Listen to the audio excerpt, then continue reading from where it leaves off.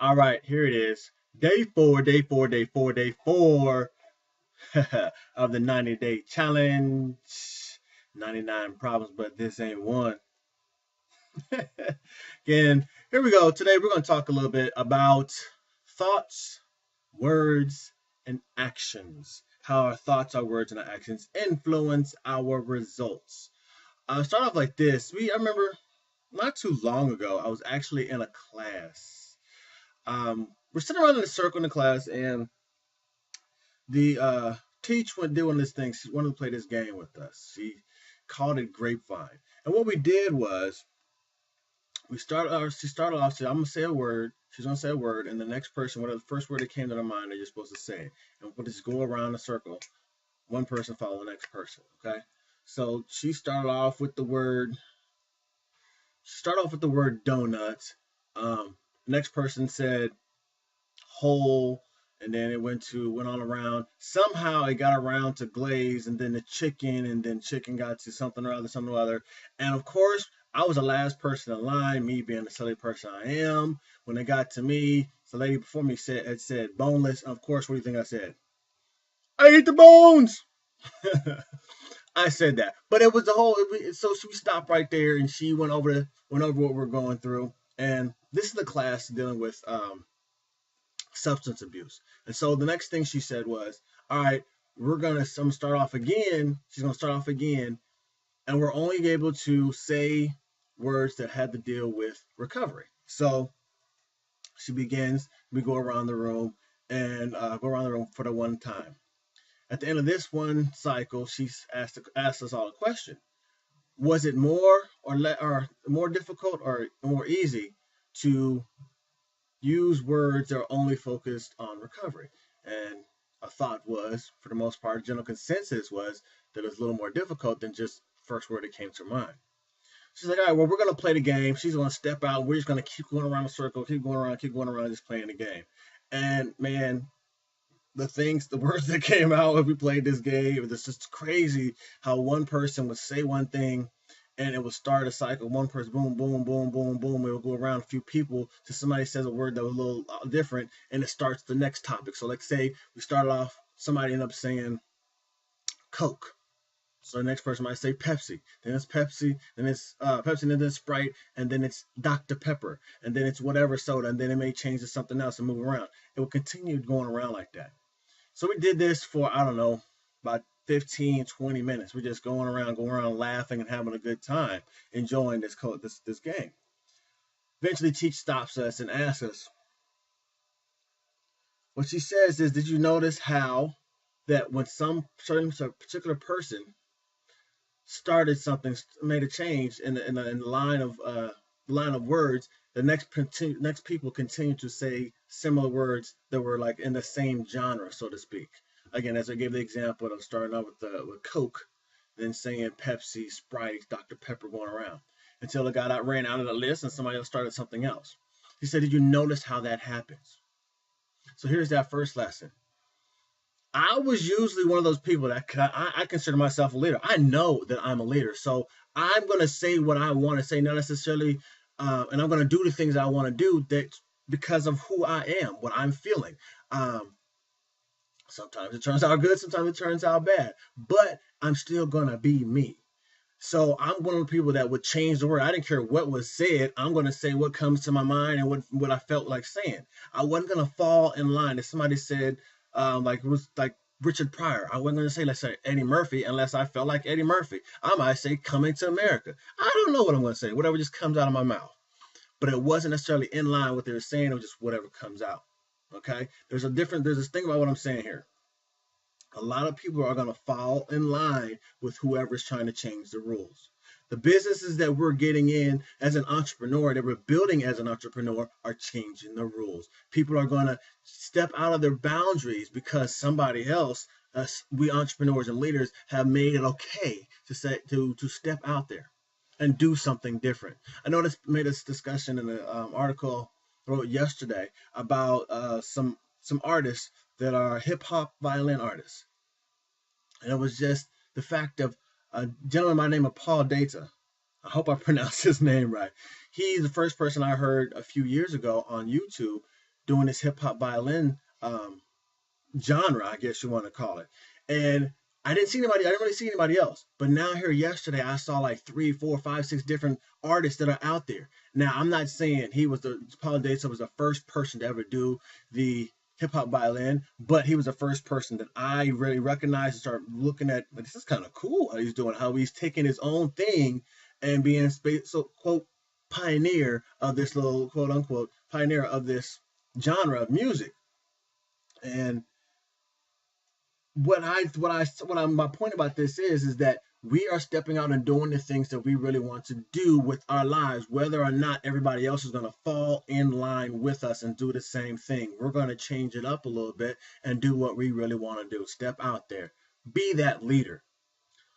Now, the second thing she goes around and says is, well, here's the thing about it is, when you're talking about recovery, people in recovery, if we were to go around and if we're going around a group and someone were to say the word like beer, like the next person may say, according to this little concept, the next person's going to say, of course, Miller Lite. Somebody's going to say Budweiser. Somebody's going to say Dos Equis, and it's going to go around like that. Well, her point was is if it was a person who was actually in recovery, when it came around, somebody would have started off with Miller Lite, it came around Budweiser, the person in recovery would have said Sprite.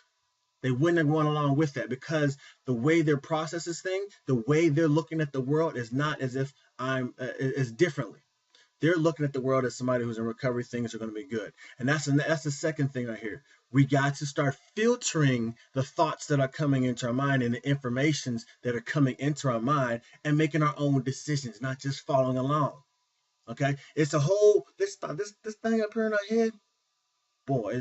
It's dangerous. I like sometimes I like tell people that they are. I said you got to change your mind, Robin Hood.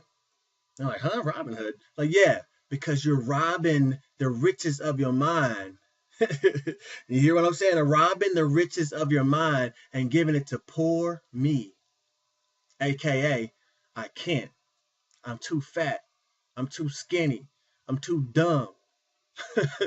Bruh, squash all that. Get rid of all that.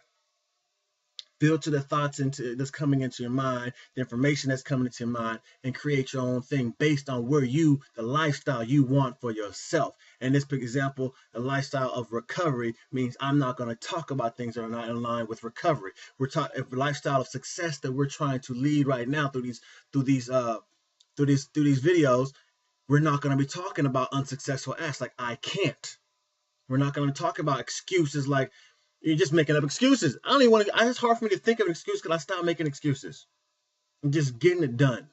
That's what it is. The third thing we're going to come around here is this. The reason why the person who is in recovery has changed their thought process is because they got around people. They start associating themselves with people who are in recovery. They start reading books that are about recovery. Now let's translate that into what we're doing with success and wealth and riches and happiness. We get around people who are happy. You get around people who have what you want or who are doing the same things that you want to do.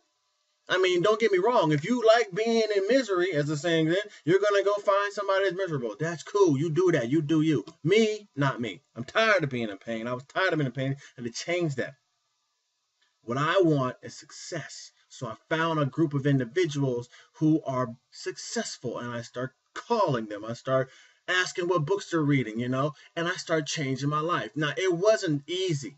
It's taken a while to get to the point where I can even speak as I'm speaking to you now about these concepts without stumbling all over my words, trying to figure out, well, I think this is what they said in that book. No, I've ingested this because I've been around these people and I understand the success principles, and I'm attempting to live the success principles every day because I know every time I start feeling myself and my ego start coming on like, hey, I got this under control. You know what I'm saying? I stopped reading my books. I stopped listening to my audio.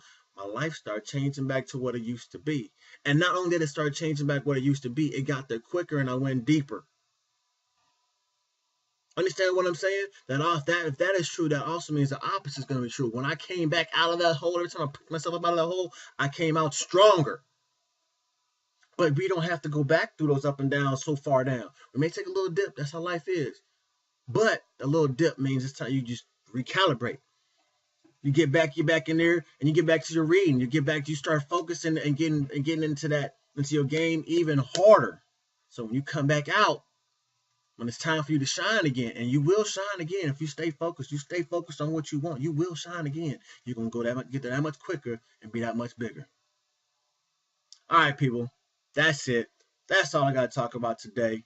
Be a leader. Don't change the game up. Be the leader that everybody wants to follow.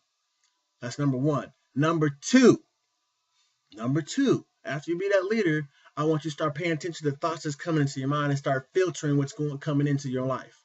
You got to be that filter. Okay? And number three, after you have become the leader, start focusing on being a leader, and after you start changing the thoughts to come into your mind, the last thing I want you to do is what?